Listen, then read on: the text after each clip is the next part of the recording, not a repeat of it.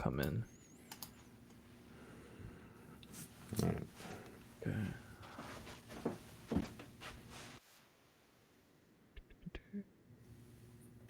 I got that. Okay. Oh no.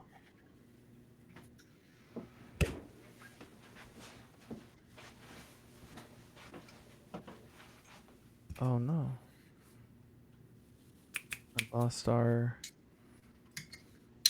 soundboard. Okay, let me go here. Here. Alright, pod. Sound bites. Demo. Loud. I think this is it. Perfectly balanced. Okay. Perfectly balanced. As all things. We're not like live on this, testing it. In this world, there's no surrender. He's out of line, but he's right. Who the hell is Bucky? You don't like a fair fight. I think you're wrong. Which part? All of it. Think you're the only superhero in the world? Touché. Okay, that still works. I had to reload it. It wasn't in the files anymore for some reason. Oh, weird. Okay. I guess we can get announcements out saying we're actually doing this. Might not hurt.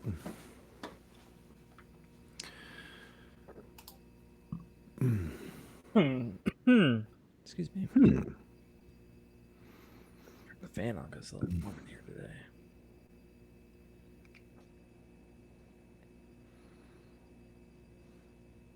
Oh, do not want to go to work tomorrow. Yeah. Same Very team. very much in a. I would like to just not go back to work. Right. It's really that simple.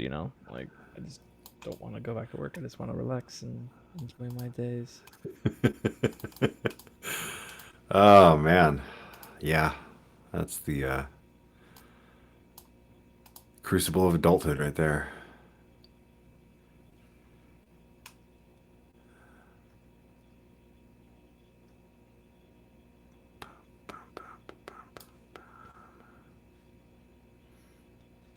Well, says Craig. Well, that's exciting. Well. Craig's here. We can start now. We waited for Craig. That's all we needed. All right. Yeah. Boom. We did it. Right. We made it. Okay, let's do this. All right, we're gonna get started, Craig. Just because we saw you say something. That's the only reason. All right. I know how to do this. I know how to. All right. Big stretch. And I almost forgot how to do this. I forgot to hit record button on. All right. We're hitting the buttons. We can do this. We're here for it. Perfectly balanced. As all things should be. Maximum effort. In this world, there's no surrender. He's out of line, but he's right. Who the hell is Bucky? You don't like a fair fight. I think you're wrong. Which part? All of it. Think you're the only superhero in the world? Touché. All right, welcome back to the Rogue Agents. It is a new year. It is back on track. Damn, look at this professional ass podcast. I wish that was more true than it actually is. Thanks for your faith in us, sure thing. But yeah, it's great to be back. Great to be back and talking MCP with you fine peoples. So we're gonna go ahead and jump right into this, and we're gonna first off big thanks to I guess we should introduce new year, new us, right? We have Sam, aka Finger Guns, on the left, and Dizzard, aka me, on the right. And we have Hyper's placeholder of the Hulk up top. I need to get a new little face for Logan now to add to this growing list of emoji faces. Like, it's just gonna keep growing. But anyways, thanks Logan guys faded for toothpaste. showing up. I know, right? Like we could just do like, okay, here's what I'll do. Let's get like the Logan one, and then I'll take a Sabretooth one or a Victor, and then put them back to back facing other ways. That'd be pretty cool. Yeah. glorious. I probably won't do that, but I'm too lazy. But All if right. you did, But if I did, it'd be pretty cool. I might actually do it because Weapon X is too legit to quit. All right. So big thanks to our supporters, patrons, and people who just keep coming and listening to us and watching the shows. We truly appreciate you guys. You give us the reason for doing this. If we didn't have listens, we'd probably still be doing this though, because Sam and I talk too much, and why not record what we talk about? right? All right. So, I was gonna. oh, go ahead. No, I was gonna talk anyway. So why Yeah. not? Yeah, might as well record it. And if somebody gets something out of it, that's great. That's all we could ask for is somebody learned something from our ramblings. Perfection. Big things are changing within the Rogue Agents Discord and podcast life. Big things first. Accountability Club has been reset. All has been wiped. If you would like to rejoin or join for the first time, please go to the which one is it? Server rules and information. There is a little thing that says Accountability Club. Uses to sign up for Accountability Club. It's a little drop-down menu. You just gotta select Opt In, and it'll let you in to the coveted Accountability Club. Some people love it. Some people hate it. Some people forget about it. Sure thing. Thanos snapped, and there's a new Accountability Club. There is accountability. So when you say AC Club, you're saying Accountability Club. Accountability Club. Just so you're aware, It's the A club or the A AC. I think the AC, it's so weird and like unintuitive, but it's Accountability Club works, right? At the moment, machine. ATM machine. Oh, Yep. pin number. Yeah. Cat card. But yeah, so Accountability Club's been reset. Go ahead and rejoin if you'd like to rejoin. If you've already submitted a form for January, then you're fine. Don't worry about it. If you have not, join. 1 week to submit a go. form. And please do not forget, if you do not submit a goal, you will be shamed. If you do not complete your goal, you will be shamed. And to be honest, your goals could be as simple as I would like to make sure all of my miniatures are put together, or I would like to get a base coat on a person. Like, it's all about just like encouraging the use or the doing of the hobbies. So that is Just what do we're the trying things. to do with it. Just do the things. Do the things. I have been terrible about doing the things. I haven't even decided on what I wanted to paint for January yet, but I do want to make it a thing for January. I guess we can kind of jump down to this, and you put it in here, and I forgot where it was. The resolution stuff, because we kind of didn't really have a New Year's. One of my things is I would like to make sure I hit my accountability club every single month this year. That's a big one for me. And get back on the painting train. I was doing really good for a while, and then I kind of fell off of painting. So that's a big goal for me, is hitting my accountability club every single month, and going to another big event and actually taking first. That's probably like my big ones for MCP related stuff. As far as I guess personal stuff, I'd like to just move forward, like hopefully see what happens with my whole medical board and stuff like that and getting out. Hopefully that happens this year. We will see. What about you? What's your MCP goals? My MCP goal is to spend more time on the hobby side of this hobby. That's fair. I've done a lot of rush paint jobs trying to get stuff ready. So I think that it sounds weird, but my resolution is to play more gray. Play more gray. Play more gray, but just like, instead of pushing myself to just get a speed coat on, this brand new model that I'm excited to play, I think I'm just going to put it together and play with it. So instead of like only prime play it it painted, you're going to paint it go when I with can. Yeah. your paint jobs will be good paint jobs. Right. I want to paint to a standard that I'm happy with. Yeah. And not just like push stuff out and then never come back to it. So Yeah, 'cause you that know you one, won't. and- You know you won't. Yeah, I do. I won't. I just won't. I finally put a base ring on my OG Doctor Strange just because There you I go. actually see the light of day. So I was like, well, you go. I should probably do a little something, make him feel, Something. look like the rest of them basically. So I'm excited for that. And the other thing is I want to do a little bit better job planning my my competitive travel. That's fair. I would like to actually do something more. Granted, a lot of it's up in the air for me with like where I'll be. Yeah. So hopefully you know something. I would like to like go somewhere. Like NashCon would be really cool. Yeah, I definitely want to do like a lot of the same events that I did last year, but Yeah. I had a really sweaty summer that Yeah, was really really taxing on me, my family, and my play group, and that's then I fair. topped it off with like basically like back to back major events. It was a hoot, but Yeah, cause I don't know if Nova I'll be able to and do all that. NashCon. Yeah, It's just like the with timing for completely different lists. the timing for Nova and NashCon is like so crazy. But Yeah, but yeah, no, hopefully, well, I think they're working on that, so I'm yeah, hoping I that think so. maybe we see some of that. But then the rest of my schedule gets called into question. Completely fair.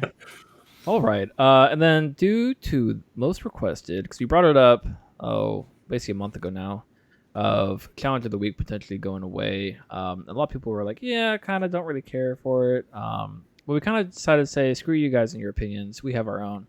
And what we're gonna We do what we do, want. we do what we want. That's the rogue agent way. Um, we're against the meta. Common opinion is wrong.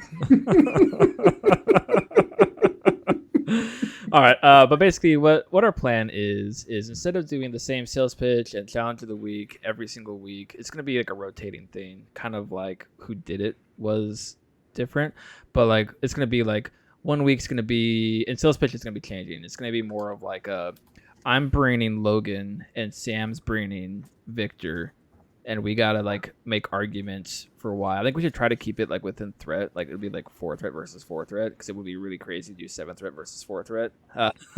Um, but Well, I think I would take Mal here. So I think I'll take Mal. But yeah, so that's kind of like the goal with where sales pitch of the week is going to be going. It's going to be basically it's like every single week will be a different game, I guess you can call it, and we want like max listener participation. So like with like the 1v1 for like let's say Logan versus Victor in this example, we would go and put it up and put a poll up and the community would talk about it and agree or disagree with us and join in on the conversation. Another one we're looking at doing is we'll still probably do challenge of the week, but it'll only be probably like once a month, and it'll be hopefully get more challenge of the participation week that way. of the month. Challenge of the week of the month. And then another one we have in mind is we're gonna. I kind of like the idea where we're gonna have a grill out session. I like grill out sessions for that one, but we're not gonna describe what that one is. We'll leave it on the surprise when you guys hit it or see it. You will know what we're talking about.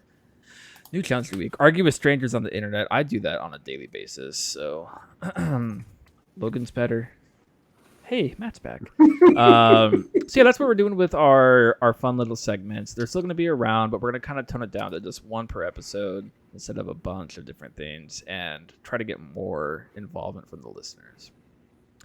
Other big news, LVO is coming up pretty soon. Hopefully you guys are ready for it. And TTS Season X, because mutants will win. I have that as a note because Season X. If anybody is interested in playing in the TTS Season X League, signups are starting this week. I think they go through next week. Like, I don't know when the 15th. cutoff. I don't remember when the cutoff. Yeah, 15th. We pulled All right, around on the so- 16th. Gotcha. Okay, so sign up if you want to play in the TTS leagues. It'll be really, really cool. You guys get your Adepticon tickets today? No, I did not get my Adepticon tickets today.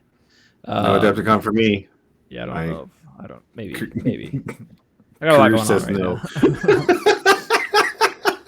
now. Career says no. Maybe I might. I think we were gonna try to go to it, because we wanted to go to like the painting classes that Devin was putting on, but I don't know for sure. All right, and then last of the announcements: hot takes, cold drinks. I'm actually just drinking water at night because I forgot to bring up with me, and I had water here, so now I'm drinking water. Well, I left my water downstairs, and I have a sour monkey. And a Believe it or mini not. fridge. I'm a Friend of failure. the show, Sour Monkey, here with me. Friend of the show. Somebody needs to like hit up Victory Brewing on our behalf and just be like, "Yo, this like podcast literally like gives you guys something." every They single have week." they have a dozen listeners sometimes.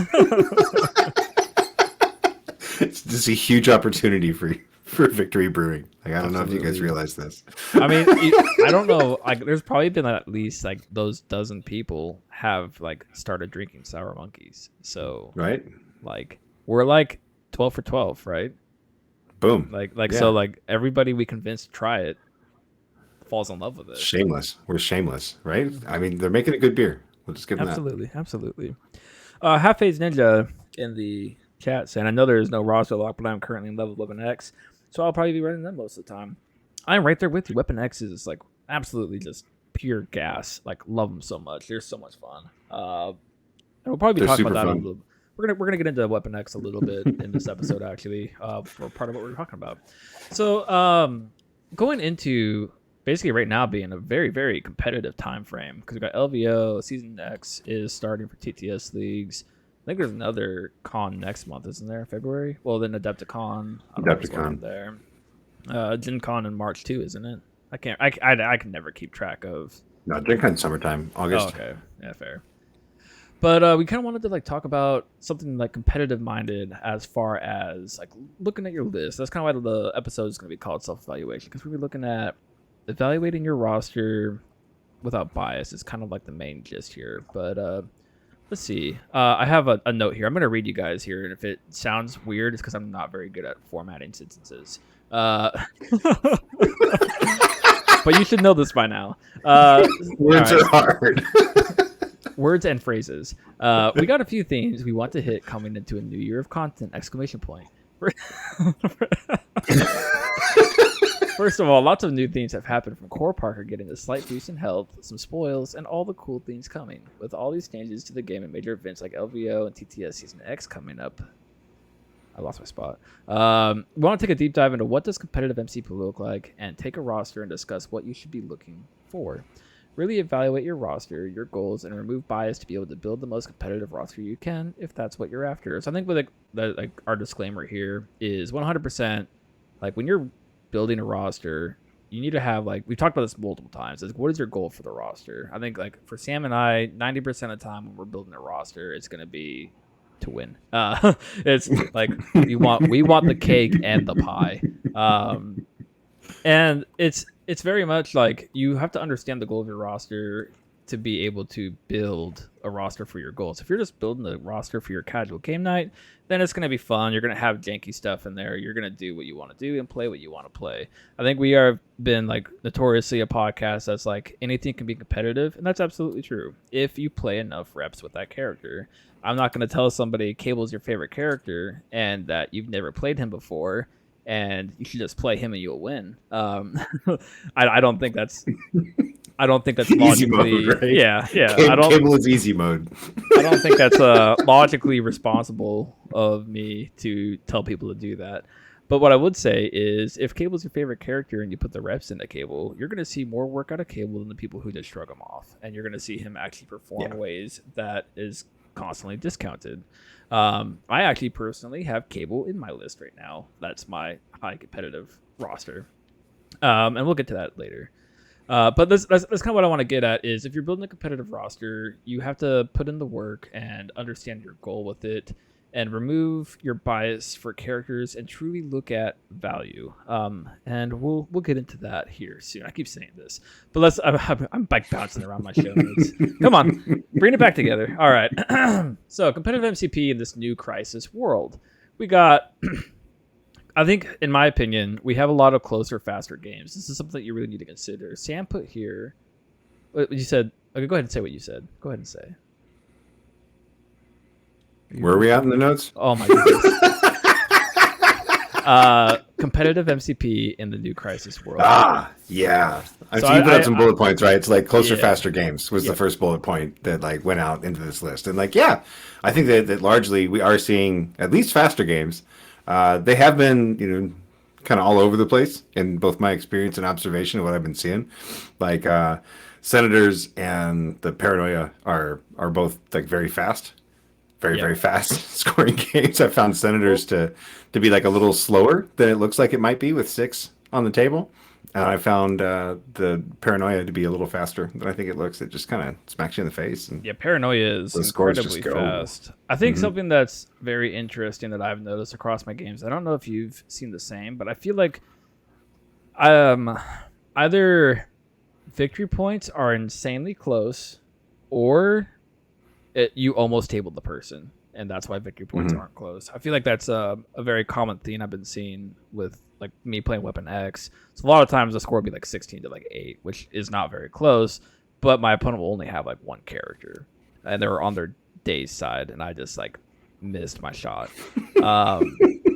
which happens. Yeah. But like as far as like if like I wasn't going as heavy attrition and I was playing like for victory points, I have noticed that with the new crises, with how everything is, I feel like the victory points are a lot closer. Like I feel like the games are more of an edge, like on the seat of, edge of your seat or nail bite or whatever you want to say. I don't know if you feel the same way. Maybe that's just Weapon X. But do you think that's a true statement, or is that just me? The games that I played with Weapon X have all definitely felt that way. I don't want to say that your experience is solely limited to Weapon X, because I think I've actually played more games with Weapon X on the new Crises than I have with other affiliations, and they all felt very, very close. I've had a blast playing Weapon X, but it has the the harder I lean into attrition, the closer my win-loss record skews to 50%. That's kind of how I feel about Weapon X. That's completely fair. Just the way the dice work in this game doesn't mean that you can't with attrition, but like you just described, there are times where you just like, well, all I need is this huge attack roll to go one way, and it didn't. So I think on this note of like closer, faster games, and I kind of want to bump down to this last note where it's a new meta that nobody truly has anything figured out. And typically when it's a new meta, aggro becomes king or attrition becomes king. And maybe this is what's skewing these games to feel this way, is people are playing more attrition, more aggression, more fighting. So I think that might be leading to this feeling of closer, faster games. I think that's a very reasonable perspective to have. It seems pretty data driven. Yeah. So I mean, immediately that just makes my brain go to, okay, well, how do I soak the aggression, right? Because like you just described, you hit that point where if you were able to push the game to the point where a single die roll can determine the outcome, like how do you dial back from that, right? How do you weather the storm, if you will, of this really aggressive roster that you're lining up into? How can you fix that? How can you try to counter it in some way? So I think that's where like the next step is, right? So it's not so much counter meta as just trying to figure out the progression of it and get in front of the wave. Yeah, and I do think getting rid of 14 has opened up so much with your roster, because I think before there was so much that you'd have to look at and you'd have to be like, I need to take 2/2s. Like I can't play my game without taking 2/2s, or I just basically punt sword. Or senators for that matter. Like I don't have a sword game. But being 15 I think you need now, like 4 bodies on the table now. Like I don't think that you can really run fewer than 4 bodies on most of these extracts. Like so I think that's super interesting coming from you as one of the Black Order kings. I'm not afraid to say that you're a Black Order king, but kings. But I'm actually really curious to talk to Cookie about that, and who is Ulysses. I don't know if he plays anymore, but it's very interesting to look at. I do agree with you. Like on face value, with how the extracts are now, I see it incredibly hard to play super tall. However, in my list, there are situations where I do play 3 wide, even on the mass extracts, just because the 3 wide is just insane value. Which I think is something that isn't commonly discussed, and I've kind of like been picking this up from playing the card games, is looking at characters in more of a term of value instead of like I said, it's the same. Like what does this character do for me? But like more of like quantifying that value. And when you quantify that value, characters like Cable just instantly become better, which is kind of funny. We'll get into that though. I keep saying that.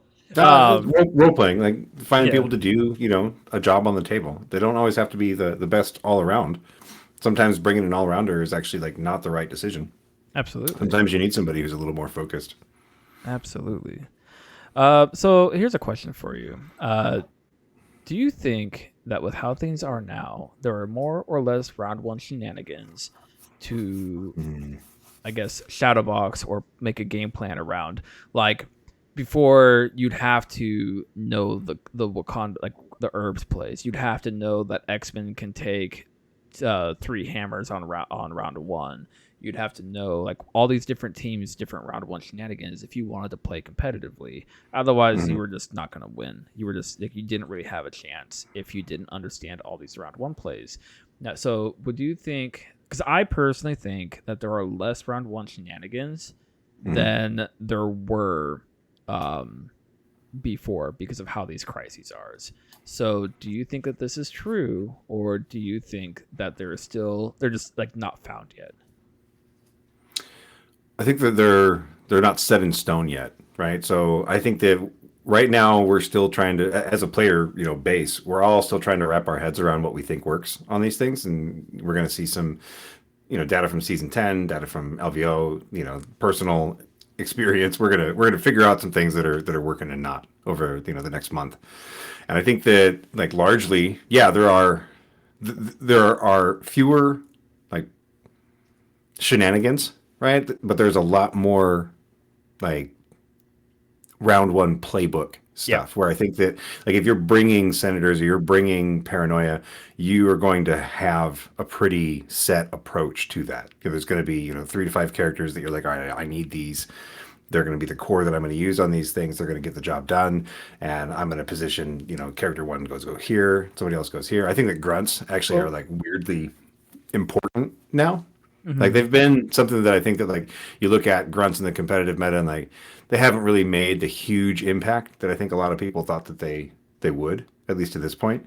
And maybe we'll see how that bears out now with Red Skull being really like in the mix. But I think that the extract grunts are really important. Just having people who are just there to just play the game while the rest of your team tries to like get you an advantage are super important.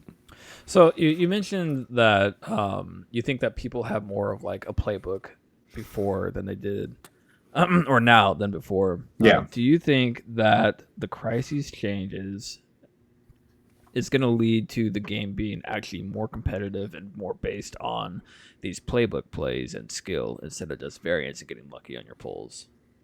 Because the variance has dramatically gone down for your extracts. Secure's not as much. You still have your played flips. But like extracts are typically going to be like you have a lot of scorers coming from extracts. So with the variance going down, I would argue that the game has actually become more competitive in that aspect because there's less variance revolved around scoring. I think there's almost like more variance like in scoring now than there was. It was just that before that like some of that variance was literally like you could go an entire game without playing an extract. Yeah. Like so now I think that we've got like more variance so far as the crisis threat that can come up, right? So like the actual threat number generated by the combination of the crises, and then on top of that to just all the different map shapes. I guess what I'm saying though is it's more about having a really solid game plan for your extracts versus just getting lucky. I think before a lot of times it would just be like, I'm gonna go up here and roll 2 dice, and if I get it, I get it. And sure, versus okay, I'm gonna go up here and pick it up, and I'm gonna do it with this character because of X, Y, Z. Like I think there's a lot more strategy that goes into extract planning now than there was before because you couldn't actually plan your grabs because of the RNG. Well, some of it was there with like the F shape, right? So like if you like lined up on an F shape with Toad and Lizard in your roster, like you had kind of engineered this, word problem for your opponent to resolve. But now, first, now it's everything, right? Like now everything. Now that's everywhere. You actually have to plan out and practice what your grabs are going to be with what characters, because like here's a good one. Our Nova game. If it was with the new crises, I 100% do not go and pick up that core at Black Widow. You have no reason to. I have no reason to. And I probably shouldn't have rolled for it to begin with, but that's besides the point. But like, I'll roll 2 dice. I shouldn't get it, and like, if I get it, maybe I'll survive. I'm so glad those are true. But like, my point here is every single statement revolving around that is like, yeah, Craig, I'm still haunted. But like, my point around that though is we look at these crises, and before it was very much I might, or I should, or potentially. Like all of these are like not for sure, which you can't really Sure. build a strategy around maybes. Where now it's like, I know with this character, I'm going to go here and I'm going to be scoring this VP. I want to use this character because they're survivable and they're going to be able to take a hit round one. And you actually have more strategy going into it instead of your maybes or should statements. Yes, and I guess I think we agree. The only difference is that I would look back at the past, meta, if you Yeah. will, and that was there. There just wasn't anywhere near as much of it because a lot of people were leaning into the single extracts and being like, well, they're as safe as I can get an extract to be, right? Because Absolutely. neither one of us know when it's going to happen, and I can't prepare for when it happens, but I can be prepared to, steal it when it does. Well, then Basically steal it, you make also drop look it. at like the more competitively like focused people. Like they were Mhm. dropping all the RNG stuff. Like they were playing like the ones that were more focused around. I'm gonna build my squad around these, and Right. I'm gonna play these to like max extent, based off of strategy and not hoping something goes my way. So it's like it's removing some of the variance and in that aspect and making the game, in my opinion, at its core and what the scenarios are doing for the game is making the game more competitive focused and less casual because of the fact that there's less let me hope I get this and there's more I'm going to do this XYZ game plan because I've done it a million times and I know it works. So to me it comes down to Mhm. strategy and practice and reps is going to be paying off more than it ever has in the game. I don't know if it pays off more than when you could pick best 2 out of 3 for crises, right? So True. because that was all like that's all that was. That was like, well, I'm really good at this one, I'm really good at that one, and I bring this one in case I run into so and so. Yeah. So I think that's been a part of like again, it's just growth. It's growth of and growth within the game and the player base, and I think that these crises look great. And Absolutely. I like the way that they have changed the game. I like that it's got more of that kind of.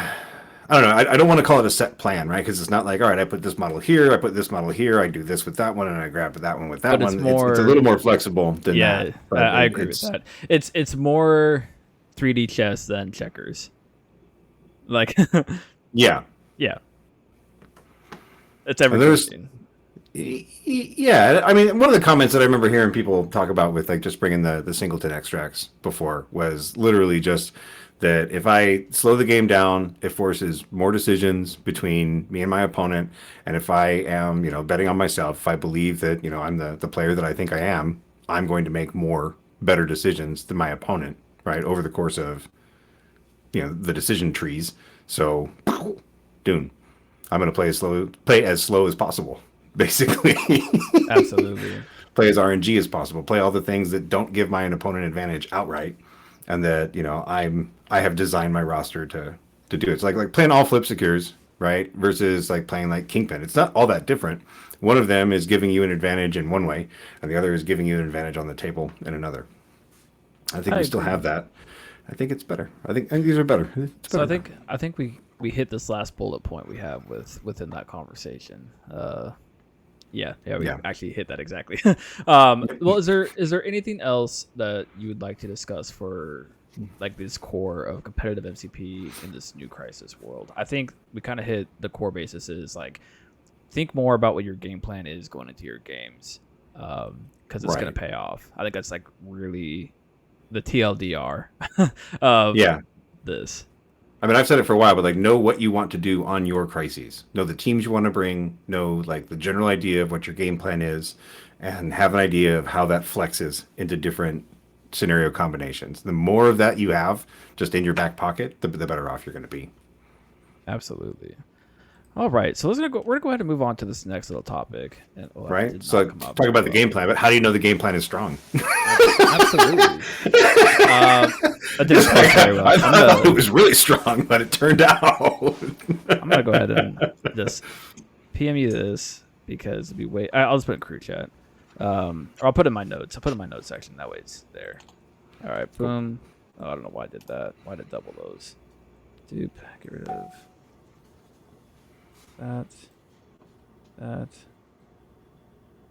And that it like doubled like the crises. That's really weird. Boop boop boop boop boop boop boop. Okay, there we go. All right, so Fantastic sorry. radio. Fantastic radio.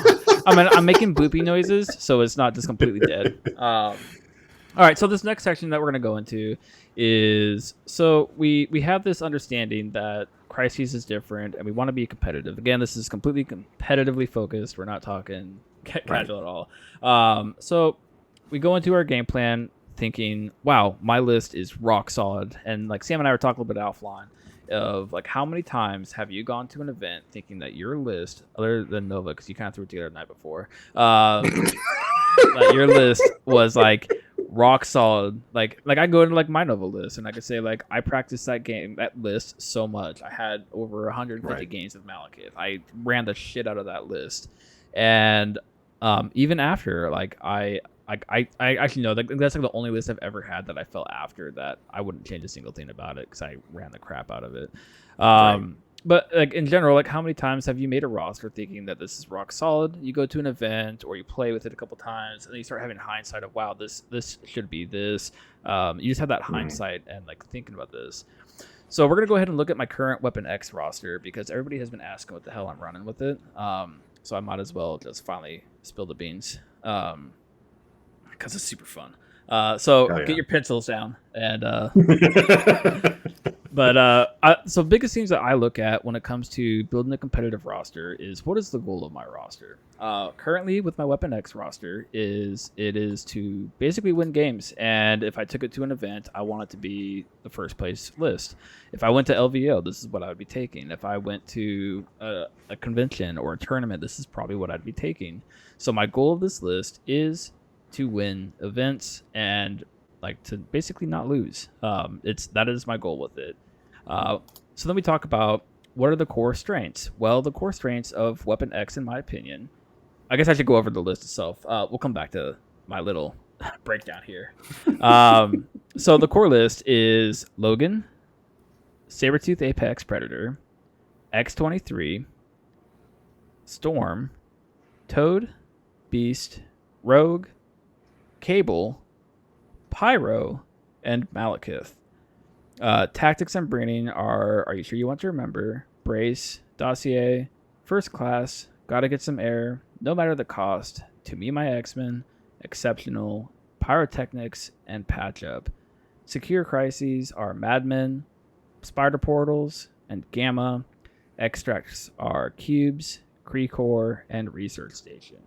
So, with this being a Weapon X and X-Men duel, what are the core strengths? Well, it's going to be the core strengths of a very aggressive list and a very objective scoring list. Because I have Weapon X, which is a very aggro team, high damage, above value characters that are just good. And then X-Men are great at extracts and pay to flips. So, I have two core strengths here that I focused on. Core weaknesses. Sam, what do you think are some core weaknesses of this list? Let's dice. The dice. The dice. Variance is a weakness of this roster. No, it seems pretty solid in general. I think like weakness wise, everybody knows that X-Men don't really love a center line scrum. The longer the game goes, the closer the fighting gets, the less Storm's leadership is all that great. I'd say that they have not a problem with the really fast extracts. They're good at them, but the leadership loses some value in a lot of those cases where you've got half the team or over half the team carrying an extract on them. But if you're in that situation, you're probably winning because you have that many bodies scoring points. And my experience with Weapon X is that they're maybe weak to mystic attacks. Not their strongest suit. There's ways to shore that up and whatnot. But I mean, if you're just looking at the stats of the team, there's a couple of kind of stand out. Absolutely. So we look at this, pieces. and we have X-Men is not very good at midline scrums. I think Logan changes that a little bit, but I still think that That's fair. They're middling at it. They want to be playing the objective game, and Right. yeah, like you put Logan and Rogue on the table, and like you're gonna have a midline scrum. Yeah, like output is not really like your like number one concern when you've got those two models on the table. Like you're Agreed. gonna get some work done. But like I think the issue is not necessarily that they're not good at a midline scrum, but more so their damage output can't support a long scrum. There you go. That's a good way to say it. So like they can fight, but more often than not, they're being outfought. Right. So that's where their issue lies there. Another weakness, like you said, Mystic for Weapon X is huge. You got Logan as a 2 Mystic, 23 as a 2 Mystic. Sabretooth is fine. Yeah. And the He'll be leadership alright. helps a little bit. Yeah. And then core weaknesses could also be that I'm lacking control. I don't have a whole lot of control on this list. There Right, really 'cause- is not. Usually Logan's killing whatever he's Yeah. throwing around the So- table. So you look at that as control is trying to be like you're trying to use your control by attrition. That's the only control that's in this list. So then next we kind of look at core characters that it revolves around. So with this list, Can I give you one more weakness go just to ahead, go hear ahead. kind of what you have to say about it? Because in my playing with Weapon X, what I have found is I was running extra 4 threats than you are in my testing. But I found that having that many 4 threats on the table, I started getting really frustrated with the amount of just objective work that my 4 threats were having to do. I found that really frustrating. So I would just wanted them to say murder stuff. when you go Weapon X, unless you're running Malekith, you kind of have to go like 5+. So taking that many 4 threats actually hurts you because and I think Danger Room's Christmas episode where they talk with Right Mad. Ben, I can't remember the name of his podcast now. Oh man, he's got a podcast too. Hit him up sometime. But he talked about how Weapon X, you have to be scoring as well as killing. You can't just go all kill, otherwise you're gonna fall too far behind, and then your opponent's just gonna outscore you because you didn't try. So taking like Logan, Victor, and another 4 threat, let's say Rogue here at 16 is on 16 is kind of impossible. So let's say 17. Yeah, it's gonna be hard. It's very difficult. It's you're gonna fall behind on points so much. Where it is good is on like things like Gamma, where you can go Logan, Victor, Rogue, and then a 3 threat, and that's like Pyro on Gamma. That's pretty good for Gamma because they all want to see that. But then you're only you're hoping for that for like Gamma and Researcher because you're hoping for like the damage, and it's essentially focused. You don't have to worry about extracts. So that kind of goes into that overall evaluation of what's going on. So I personally think if you're looking at Weapon X, play 3 4s and keep it at that. And I personally think that Rogue is probably the best 4 for that. I need to try Spider-Woman out there, but I'm pretty sure it's Rogue still. Mostly because I'm doing the X-Men Weapon X split. But yeah. So that's where I cover up that weakness. I do agree with you. I think you have to be really picky and choosy with your 4 threats because you already got the 2. And it's rough. Craig's our savior, Jessica. I'm curious to see like her condition game is so strong that I'm curious if that would like be different. And the fact that she's a lawn mover, her card is stupid good. Like you have a lot of pressure with her that it might actually outvalue Rogue. I don't know yet though. So yeah, moving on with my short list here of stuff I look at when I'm building a competitive roster is core characters that it revolves around. Like, who am I looking to that will, like, pretty much be in every single game? And for me, like, I would say Logan probably makes every single game except for Convocation. And, yeah, I think, like, he makes every game except for Convocation. I would rather go X-Men there. But that's the point of having like this whole entire like I found my weaknesses with Weapon X and I brought it. And that's where we'll get to like point 5 where what do I need to bring for my weaknesses. So core characters like to me are Logan, Pyro actually, and Rogue. To me I'm probably playing at least one of those characters every single game. Storm is only when you go X-Men. 23 is there most of the time. Sabretooth is there most of the time. But, like, I will always be playing either Logan, Rogue, or Pyro. So those are like to me like my core characters. Like Logan's is pure value, Rogan's is pure value, and Pyro just enables my value characters to have even more value. So that's why I consider them my core characters. Granted, it's a different aspect of or perspective of looking at core characters. Typically, when you think of core characters, you're like, what are the core characters for my squad? Like, okay, Logan Sabretooth 23. That's the core. But yes, they are important and they are the core for Weapon X. But like as this roster as a whole, I'm not always playing Sabretooth. I'm not always playing 23. I know for a fact, especially after playing it for a while, that Logan is in almost every single game. Rogue is in almost every single game. And Pyro is in almost every single game. So to me, those are like the absolute locks. I could not play this list without those characters. That's why I consider them the core characters that my game plan revolves around. How does that sound to you? Does that make sense? Yeah. I mean, you're a Mystique off of being a Brotherhood, either like I know, triple or instead of X-Men. So I mean, like, what are you getting from the Storm's leadership that you wouldn't get? I elsewise? actually think that this list could go either way. Like you just literally drop Storm for Mystique, and it might actually be stronger. And then Cable for it. Jugs, and you're just like, yeah. And I don't hate it. And I think it's actually very, very playable. And like the thing is too is it's playing for the same exact point too, because I'm going for X-Men on like extract heavy, or I have Prio on extracts, or very scenario heavy. But basically, like it's a super easy swap to like go Mystique Jugs, and now you're playing Brotherhood Weapon X, and it's still a good list. And then you have the argument of you also drop Beast for Mags too at that point, I think. yeah. I think you want to get Blob in there, right? I don't know. It's just interesting how like this roster is focused, and the duel is very interesting. But there's like just like another duel that's just like right there underneath things. But it's crazy because it's this is where I think Weapon X is incredibly strong. And I think there's a listener question that we'll kind of get into more later.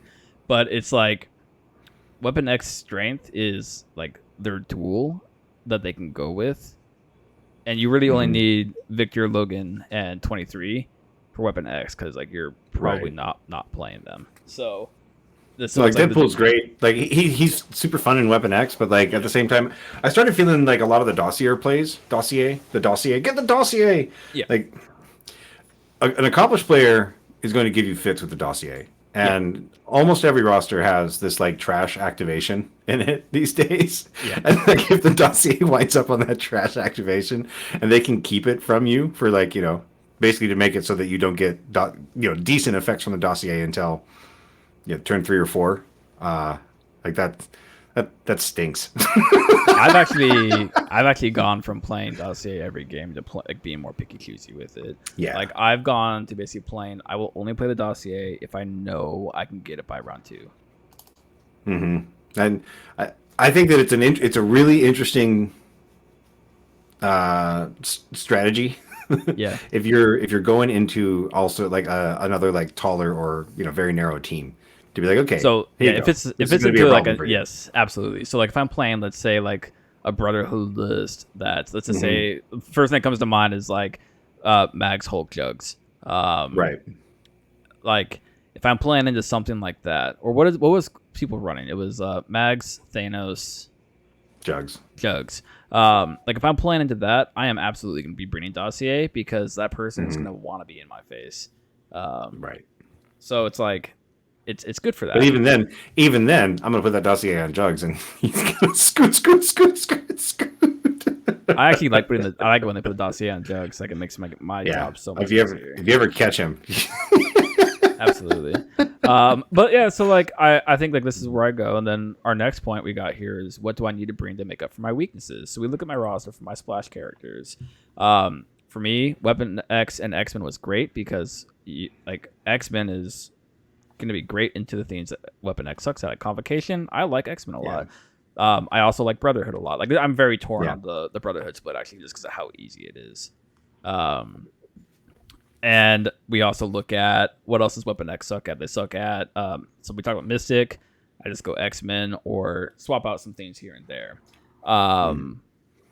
So my weaknesses are there. I do think Weapon X is great at D shapes, but why not be better? So we threw Malekith in there. So Malekith is great at D shapes, like let's say riots or spider portals. Malekith is just great. He's so mobile, and it's just more a game plan of let me kill things. So it's great. Pyro was a splash. I actually was very resistant on playing Pyro, which we'll get into on our next point. And I finally threw him in there, and I was like, "Wow, this is insane value for this team."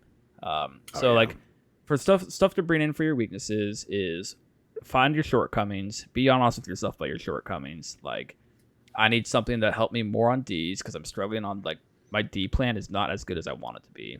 I'm struggling on my push value, like how much damage I can push through. I'm struggling on like going into Mystic teams. I'm struggling on backliners. So we look at that. We look at my splash characters. Malekith helps me with Ds and more aggression. Pyro helps me on being able to push more damage because of Incinerates. Cable gives me a backliner and is able to help me out into a lot of things. So Cable's like a big thing for me because I used to like love Red Skull here, right? And Yeah. Red Skull was great, but the thing is I was so physical damage heavy that I feel like Cable's energy gun actually outvalues Red Skull because he's putting Incinerate out, he has a throw, and he can also help me defensively. And all Red Skull is doing is giving me a back pointer with the grunt, which Cable can do, and that's not even every single game I need that. And Right. then basically making 23 or Logan or Victor have one less person that they can deal with and then typically it actually ends up screwing up your activations and you feel like you're not getting as much value out of those characters because Red Skull took the kill. So to me, Red Skull was almost overkill and I needed a different damage type. So Cable actually became the more value piece for me, which comes into our next point is, did I select value characters or pet characters? For me, Red Skull was more of a pet character in the list and Cable actually provides more value for this team specifically. But isn't Cable like your pet character? He is, yes. I'm not gonna lie about Red that. Skull is like unanimously considered to be I see very good value for his 5 threat. I see what you're doing here.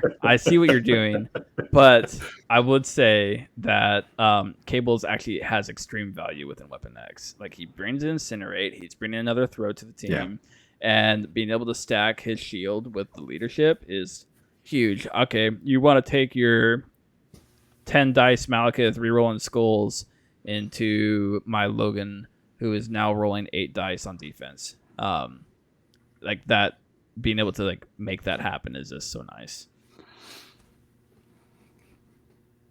I like the attack typing change. I like what you're getting from Cable. Yeah. I struggle to think that the output is Gonna actually match. So I see the expensive, output, but maybe that falls into like what I said, where sometimes bringing the best piece is not actually what you need.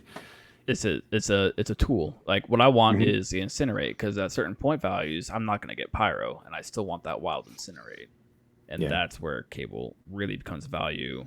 Is now Logan and Victor in 23 are able to push more damage that would have been Skull, but they're the ones doing it, so they don't feel like they wasted their turn. Well, I don't know. I think he's got pretty good. He has interesting lines of play on the Senator as well. Yes, because he's got, basically the entire tar pit is within his range from wherever he is on the board. Absolutely. And this is kind of a point of a thing that I kind of have been hitting up more is seeing value on characters and being able to determine like what their value is instead of like, okay, I know this character is good, but like, where's the value this character is actually netting me? For Red Skull, I think Red Skull is great for Weapon X, but because his attacks are physical, it really like he loses a lot of value there because it's just more of the same. And it hurts to go into somebody who's very physical defensive, and I'm not able to push any damage because that's what Weapon X needs to do. Do you think that, all right, so if we look at this, like evaluating character's value to your list, right, it's a different metric than just like, what is this character's value in a vacuum? Yeah. And because like Red Skull's value in a vacuum is off the charts, right? He's got this amazing Count's Blanks attack. He does not have power problems. He's maybe a little fragile for his cost. I think that there's I think we're finally starting to see some counterplay to Red Skull in general. At least Yep. like I'm finally like starting to like realize like where the counterplay is and how to achieve it. And I haven't been like super doom and gloom about him, but he's been a tough nut to crack for me. And I I agree don't with want to that. play with Like, him. I do think he's a tough one to crack, but he also is very. He's very, I guess, like he's like what Mal used to be, right? He's very point and click. He's a Like lot more he's fragile than old true. Mal. Yeah, yeah. I'll agree with that. But I do think Red Skull is very much a character that he has one purpose and it's very telegraphed. Versus Cable, I could do this in one turn. Red Skull, I know my opponent's going to know exactly what Red Skull wants to be doing, and it makes it easier for their target prioritization. I mean, unless it doesn't really matter what you get out of him, so long as he takes True. down roughly 5 threat of Absolutely. other models. I'm just trying to say I think there needs to be a line that people will start looking at the value of characters, like overall value, because I do think Cable actually brings more value than Red Skull is currently because of the energy attack, the throw, and him being able to be not dead by round 5. Well, another thing is just the way that these games work, right? So understanding what the mirror right looks like has always been something that I think you want to pay attention to in any sort of competitive gaming that you're doing, because we're playing with a set amount of pieces. We're creating our own unique works of art or whatever, but at the same time we're playing with some pieces that somebody made up, and we're like, these are the rules for them, these are the rules for the game. So there's only a set amount of combinations that are going to happen, right? So just because you're putting these models on the table doesn't mean that it's like okay, so like Red Skull in this case, right? So his output is what's important. His output is like just chumming the waters, if you will. Yeah. But if you don't actually need much more of that, then maybe it's not. I don't know. I completely lost my train of thought on this one. I can't save it. That's because you're wrong and I'm right. Red Skull's is bad. You heard it here first. Red Skull's not that great. I figured the only reason you dropped Red Skull is because I kept hounding you to drop Red Skull. No, like I legit dropped Red Skull for Cable because I truly think Cable brings more value than Red Skull did. Okay. And I have not been disappointed, to be honest. Like Cable feels better in Weapon X than he has anywhere I played him. That's great. Mostly because of what he is, and it's more because of like what he's like. Every single model on Weapon X is very a solo model. They don't have very team synergies. So you bring in somebody like Cable, who's all about supporting his team. He's putting out Incinerate. He's putting out shields, and he's being able to sit on the back line. Where Skull, you're just adding another solo model who is very all inclusive. So you end up not being able to synergize anything. So that's like I said, like a Cable is great for the team. Now in a vacuum, I think the value for Red Skull absolutely beats Cable, but for this roster specifically, the value of Cable outweighs Skull. So I think I guess like the point I missed was when you're looking at value of your characters is how does the value change with what your list gets out of running that character. That's fair. Do you miss the grunts on the flip skiers at all? No, because I could do exactly the same thing with Cable. Cool. Like Cable is doing the exact same thing because Red Skull is not going to be wasting his power doing stuff like that anyways. Places I'd be running Skull, it was just overkill because Sabretooth's going to be hitting the same point Skull will be hitting, or Logan would be hitting the same point Skull is hitting. And then Cable / Pyro would be hitting the other point that the grunts are hitting. So I suppose outside of Sword, like they're not rolling advantage dice at all. Exactly. That's like Sword's the only one, and me not playing Sword anymore. Kind of like maybe like why am I even bringing this? So where did that change come in? I lost too many times because of just randomness. After we got done talking about being less random stuff. Sword felt great for the team because of the fact that like it's like good for the team because Logan and Sabretooth have such good mobility. But it's very much like you still have the games where like Sword just bites you Like it still It's happens. just random. It's a Yeah. like the worst case scenario is a 50-50, which is not the same as Spider Portals or Mutant Madman, Yeah, like where you you have a can chance. create advantage situations and roster construction with those. Absolutely. I And completely agree with with that. Sword, And you can't. that's why I dropped Sword. I thought it was fun. I was like, it's just a second Mutant Madman. Like Logan can go give me a 3-1 advantage. Not really, because he still has Yeah. the 50-50 it. So there's more Well, chances for a 3-1 advantage on Madman than Sword. So going back to one of the things we touched on earlier, right, about the experienced players or competitive players saying, take the old single Yeah. extracts when they could, because it created more decision points for them to out outplay their opponent basically. I feel like there's the other side of that coin has been, that you didn't have to lean into that. You could, try to do it in other ways. It's just like there's so many different levels of competitive, play or high level play or however you want to describe it. Where like once everyone, does understand everything that's going on, Yeah. maybe just, going leaning into that RNG stuff isn't that bad. But after talking with the Wills when we did about the coin flips, it's like I don't know. Now I look at the game and every time I can avoid a coin flip, I kind of try to. Absolutely. I think the biggest thing here, like talking about value and like overvalue and undervalue character, moving on to like the next little bit, is it's like I think we need to look at characters we're trying to put into our roster and see how their value is changed within this roster. I think like in here I like mobility, survival. Something's going weird with the audio. Oh, 57, 58 minutes. I'm not going to change it. It's okay. right. Rogue Agents fashion.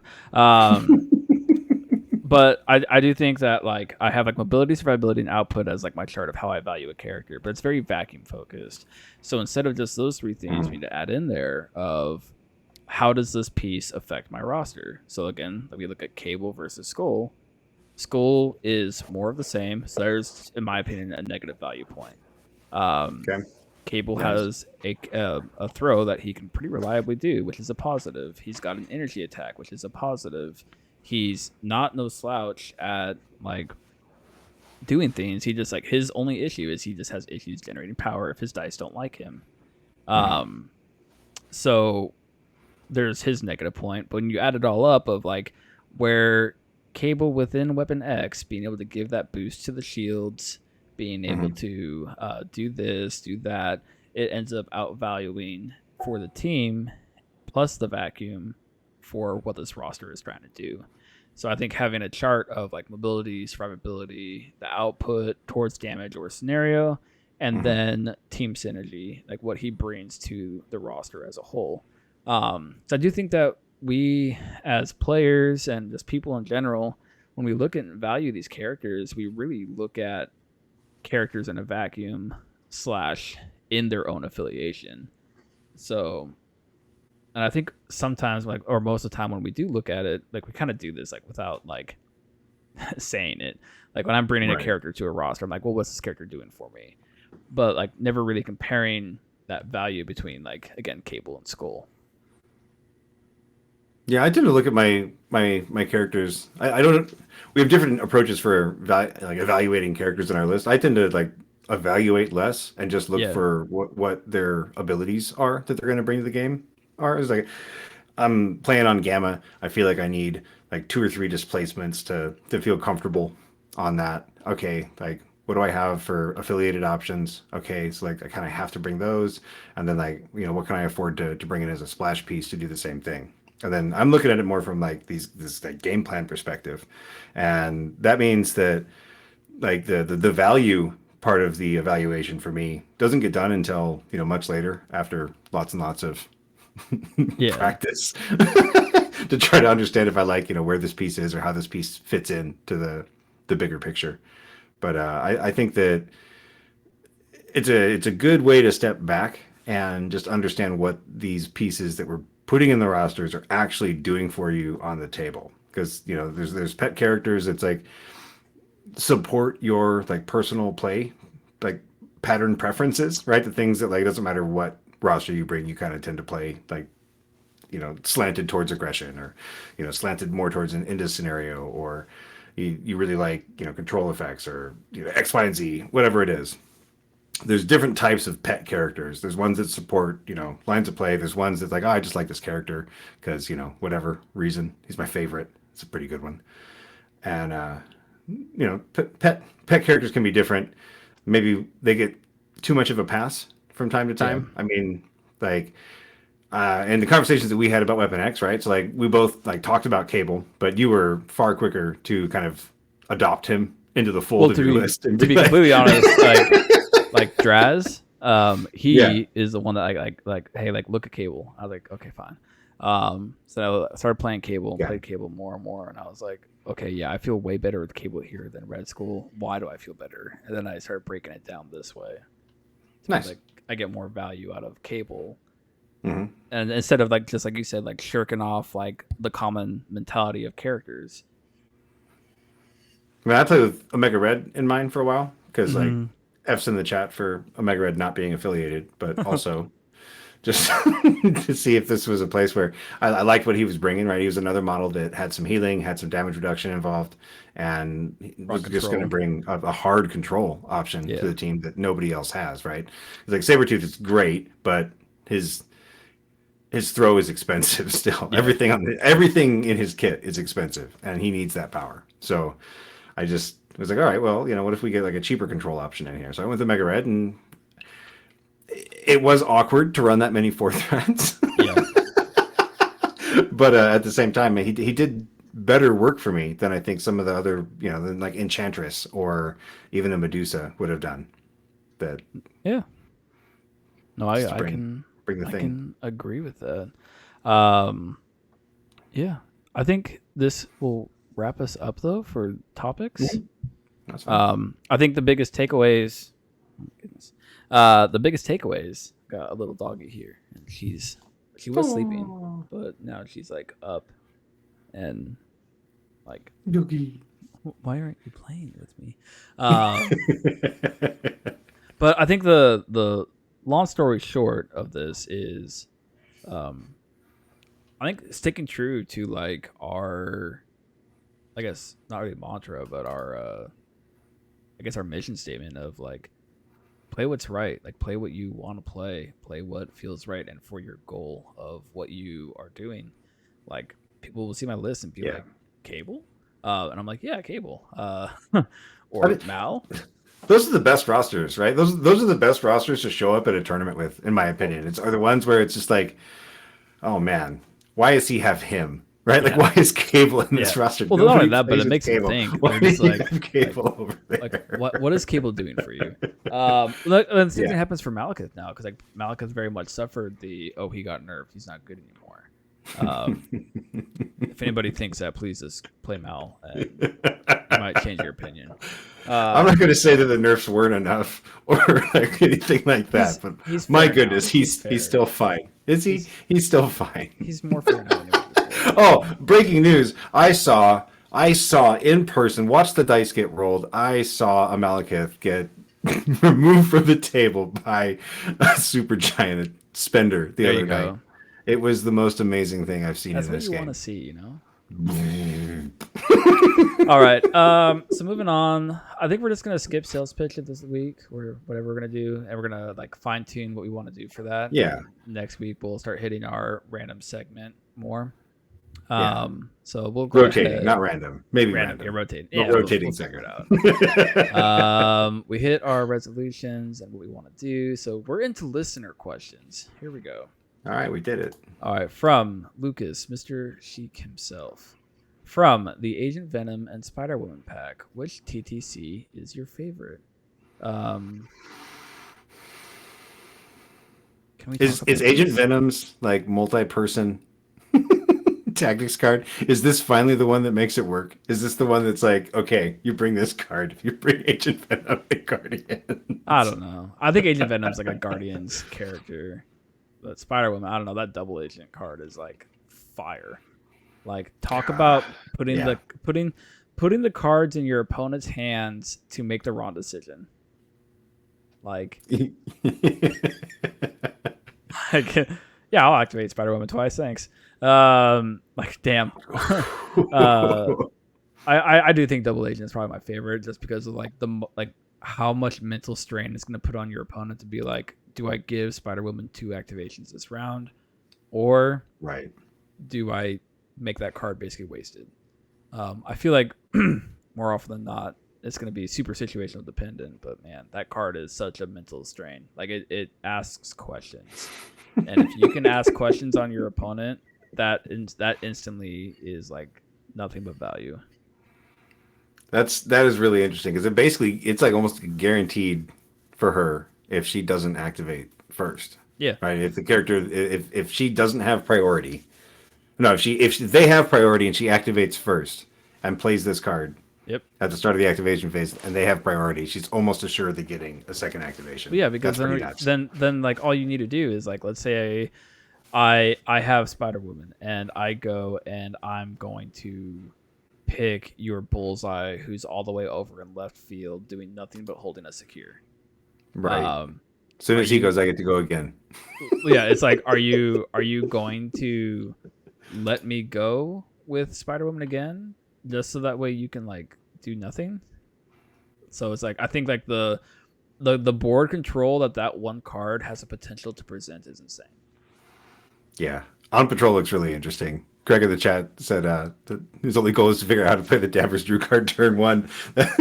Just like, oh, you pick something up? Here I come. Here I come. All right. Which one's your favorite, though? You didn't say.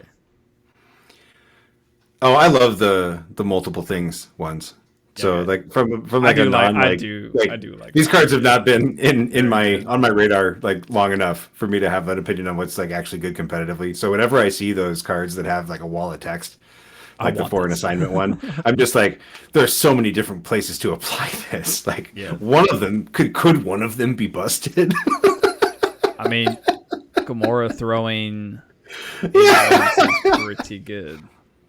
I'm just curious to see what Agent Venom does for Guardians, because I think that's where he's going to be like amazing.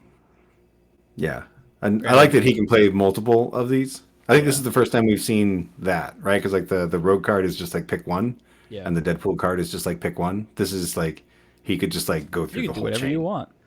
Man. All right. Hebinator, can we get a quick rundown of what you're taking to LVO? I am not going to LVO, but it would have been this Weapon X roster. So there you go. I'm taking Queg's roster. You're playing Wizards, right? Yeah. Right, Sam's taking Wizards. All right. At least that's what I'm practicing at this point. So at this point, it's just a terrible mistake if I do anything but Wizards. It'll change the night before, and you'll unpack Black Order. That's what's going to happen.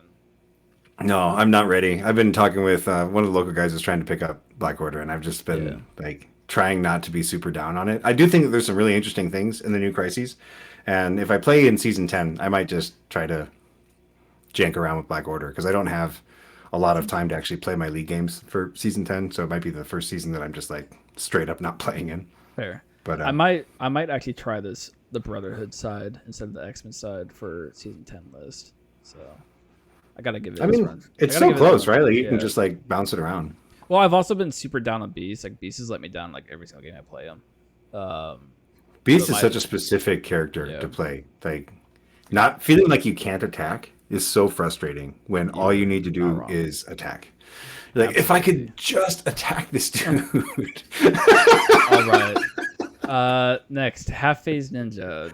Do you think Weapon X is poised to be dominant affiliation at the moment? I personally do. I think that they have a lot going for them. They are really good. There's not really a crisis that they don't want to see. It's more so there's affiliations that they don't want to see, or characters that they don't want to see. My Weapon X team has been doing really, really well. It's very very dominant in my games I've been playing.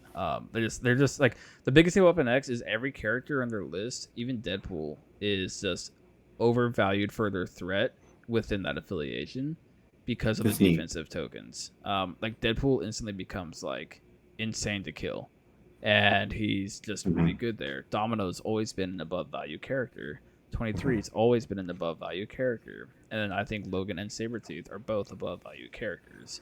So Weapon X has nothing but above value characters and actually really good tactics cards. I gotta get some airs. It's insane, and they ain't no slouch on D's, which I think if you can be really good on a D shape, you are a league above a lot of other people. I truly think that. I think D's is like the most, I guess, not, it's not really impressive, but like I think if you're good on D's when your opponent's not, you just have a leg up if you're playing on D.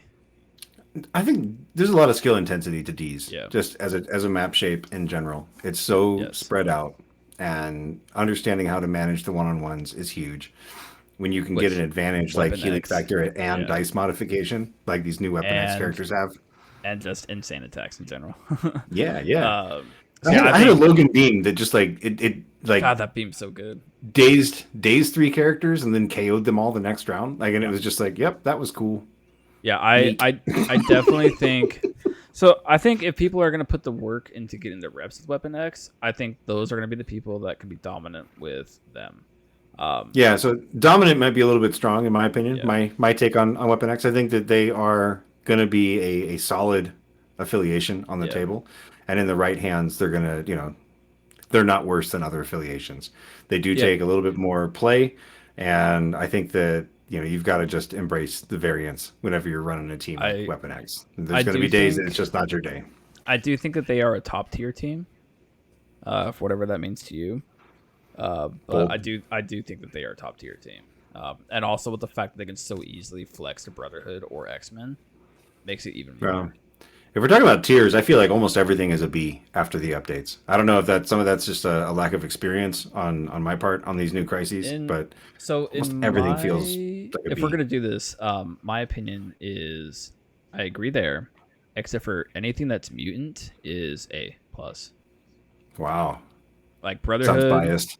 Brotherhood. Yeah, I agree with Craig. Combo is D tier. I'm bringing them No, for the lulls. I do think combo. I think combo might be a B plus. But no, Everything's a B. but no. In all reality, though, I do think that like mutants, like Brotherhood and X-Men, are very much like potentially top dogs at the moment, just because of the fact that like they cover everything so well. I think Yeah. Avengers are still up there, but they've also just Yeah. kind of like, I don't know, they're boring. Like, so they're no fun. They'll always be there. Like Yeah. like I don't feel like anything really like went wrong for Avengers in these updates. Like at no point where is it just like it doesn't feel like putting Thanos does like on the table right now. Where you're like, wow, I feel like everything that's changed has been bad for this guy. Absolutely. You don't look at like Sam Wilson, you're like, ooh, I don't know. These things really ripped him. They took him down a peg. Yeah. All right. Sure thing. What character should be splashed more but is currently boxed out by the more popular splash choices? Sabretooth, Apex Predator. Yeah, no, not really.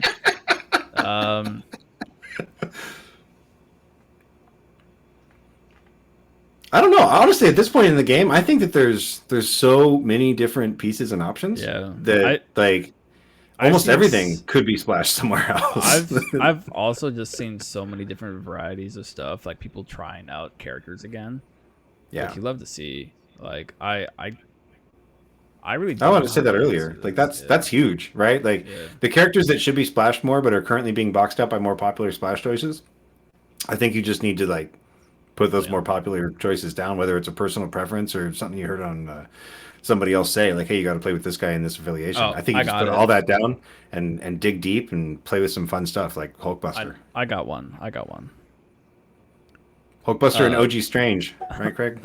I was gonna say Medusa. I think Medusa is still an amazing character that just people don't is. take her anymore. I think the prevalence of physical, right? The Yeah. fact that she's only physical and like True. everybody has good physical defense right now. True. All right. Let's see. It's just Rory. Not so much a listener question, but Weapon X are a monster. Logan, Laura, and Gabby for early pressure, and Tooth arrives later with his big ass pounce. At me. From your perspective, where do you see them struggle now? Their biggest struggle, to be completely honest, is being able to keep up with score. If you fall behind score at all, you're gonna have a hard time. and the killing's just not enough. So you need to bring in stuff that's going to either help them score or push your assertiveness even more. I do think running into teams that can bring multiple big boys is a struggle. Hence me throwing Mal on this list. Like throwing Mal there completely changed like how I handle stuff that is running like Hulk, because like Hulk is still an issue. Like I do think Logan and Sabretooth can take down a Hulk, but it's also like they're putting so much of your resources to take out Hulk. Adding Mal to that list now means that like at 15 I could take Logan, Sabretooth, and Mal on Gamma. And I feel okay going into like a Hulk and a Juggernaut in the same game. I feel like right now with the changes to Mal, the changes to the Crisis, like when I look at the game, we've gone from like the tall boy meta to the like just bring Mal meta to the like maybe bring a tall boy or two, but you're rarely running more than one of them on the table at a time. I agree. Yeah, no, I would agree with that. At least that's what's been true for me. No, I agree with that, but it's like I didn't have any big boys in my list because I didn't. That's fair. Yeah. Like Malekith was Maw. Mal's the big boy. So now I have Mal. That's my. I think that's my biggest thing I've been noticing with Weapon X is they do struggle if you fall too far behind on points and if you happen to run into multiple big boys. Man, do you miss Gabby? I missed Gabby when I cut her, and that was kind of the end of my Weapon X testing. Was not like really. After I cut Gabby. I don't really feel like if you're mono, you absolutely play her. I think if you're dual, I was you can playing drop mono her. before. I don't. When I shifted over to the dual is when I dropped her, and I was like, I really missed her though. It's like I have Toad. Like Toad could absolutely be Gabby, but Toad is like there for X-Men. And they kind of and I don't think you want to like. I don't think you want to cut Toad for Gabby. No. I just wonder if maybe like I don't know, like you said, if you're mono, I think that like Weapon X wants Gabby. I think if you're mono, you absolutely take her. If you're dual, it's okay to drop her because you're probably taking something else. I think for Weapon X, you really only need Tooth, Logan, and 23 because you're pretty much always taking them. So it's like the rest of your list fills out the rest of the slots. So I have not personally missed Gabby. I do think having Pyro in there for the Incinerate kind of helps make up for the loss of it. That's fair. Yeah. Granted, I'm not being able to Incinerate and Ankle Biter somebody now, but I feel like that combination is really just overkill in a lot of situations. Like they don't really need it. It's just it's like the school debate earlier. It's really just overkill. Sure. So yeah, Matematic, what is your favorite new objective set to play? Because I'm playing Weapon X, to be completely honest, I love Gamma Researcher. Have you played into any Shadowlands Daredevil? Yeah. On that? Have you? Yeah. It's How fun. do you like it? Oh, it's easy. Man, I had so much trouble with Daredevil. So I think Daredevil on like a spread out game is harder, but like you just Tornado Claw and the characters that Daredevil typically brings cannot put up with Tornado Claw on that close of a map. Except for Daredevil. Except for Daredevil, yeah. But then you just like send Mal after Daredevil and it's okay. Oh, that's fair. Yeah, that could be worse. What about you? What's your favorite objective set to play? Like so we're talking like a pair of them. Yeah, I've really enjoyed Senators so far. That one's like kind of been my favorite. It's like everything that I enjoyed about Spider Infected and none of the stuff that I hated about it. So that's been fun to just like get up there and make a tar pit and fight it out. I will say know. I do enjoy Senators and Fisk. That one's another really fun one. Yeah. That seems kind of crazy. Oh, yeah. Okay, so Senators Intrusions was super fun. Okay, I can see that because it's so many. You can only hold one objectives, and then you still have that teleporting around the map like aspect, but you drop your objective when you do. So like you can get out of the tar pit, but like you're literally just like tapping out. So that one's fun, and plus you're like locked in at 19 with it. Yeah. All right. Which threat values are the most and least balanced? Now, I don't know if this means per character or for the crises. Um, I feel like for character, I've been feeling really good about 4 threats lately. It does feel like they have kind of upped their game on 4 threats, kind of like they did with 3 threats Yeah. a year and a half ago. Like But when like the hood release yeah. felt like it was like, wow, this is a crazy cool 3. I would say if we're looking at like as a whole, all the characters in the game, threat value most balanced would be 4. Or sorry, 3. 3. Least balanced, anything that's 6 plus. Like 6 plus is just so hard to do. I don't know. I think 2's really balanced for what that's worth. Like if you look at all the I do 2 think threats. so. I do think 2's balanced. Like I would say 2's the most balanced, but there's also such a small sample pool that That's it's kind fair. of hard to not be balanced there. You know, or it's perfection. Yeah. 5s. I don't know. I think you can probably take it from 5 up so far because like 5, That's fair. you're getting into Black Bolt. Cable. My boy Black Bolt, Cable, I Yeah. can agree with that. and then both Stranges. Right? You put those 4 models next to each other, and you're like, What happened? these are all the same threat. And Red Skull, right? Like, man, Yeah. that's an interesting spread. So 5 plus I is can buy that. approaching Alright. the sound barrier. And then the last one here is Magneto Ron. Never. No, Magneto's never wrong. If you read the comics, Actually, you that's can not true. notice- Magneto was wrong for like 3 months between Malekith's release and when you could start modifying dice into him again. I do think not Malekith. Do you think Magneto? God, this is really making me want to make this list. Like, drop Beast from Max, Storm from Mystique. I'm gonna have to give it a shot. We're gonna do it. But is Magneto wrong? I think Magneto has scenarios he doesn't want to play on. Yeah. But I don't think that there's really a matchup like of affiliation that Magneto doesn't care about. Like he's back to let me throw and just eat the world. I think like Mag's Hulk Jugs is still an absolutely nightmarish team. Like I agree. but that only has a very limited application, Yeah. right? You throw a Absolutely. Toad in there, and like that's all you have space for.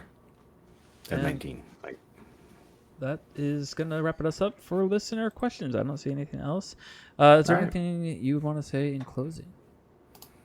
Happy New Year. I'm about to get super busy at work, so I might not be around as much.